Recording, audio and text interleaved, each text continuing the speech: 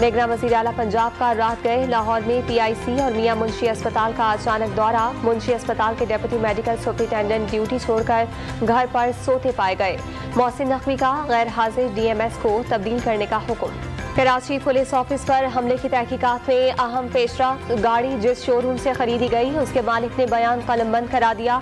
गाड़ी का शफीक नामी नया मालिक भी सामने आ गया। शोरूम मालिक का दस्तावेजात खो जाने का दावा। महंगाई की हफ्तावार शरह 3.25% इजाफे से 41.54% तक जा पहुंची। मुर्गी, मटन, बीफ, अंडे, दालें, सब्जियां सब महंगी।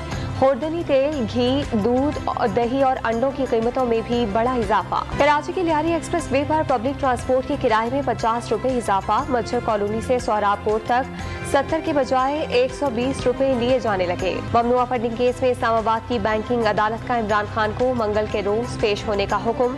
FIA का शौकत खानम अस्पताल की रिपोर्ट को तस्लीम करने से इनकार। जेल भरो तहरीक के चौथे रोज आज मुल्तान में गिरफ्तारियां पेश की जाएंगी। रावलपिंडी में गिरफ्तारियां देने वाले 47 अफराद की नजरबंदी के अहकामात अडयाला जेल हुक्काम को मौसूल। पाकिस्तान दाखिली अदम इस्तेहकाम का मुतहम्मिल नहीं हो सकता। कौमी एपिक्स कमेटी ने मौजूदा हालात में यकजहती, इत्तेहाद और इज्तिमाई जद्दोजहद को जरूरी करार दे दिया। गलत मालूमात रोकने के लिए स्टेक होल्डर्स से मुशावरत का फैसला।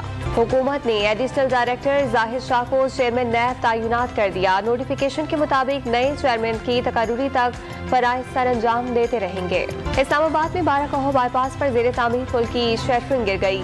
2 मजदूर जाँ बहक और 3 जख्मी। चीफ कमिश्नर ने तहकीकात के लिए 8 रुकनी कमेटी बना दी। और PSL 8 के धुआंधार मैचेस। इस्लामाबाद यूनाइटेड ने कोयटा ग्लैडिएटर्स को 63 रन से हरा दिया। इवेंट में आज आराम का दिन, कल 2 मैचेस खेले जाएंगे।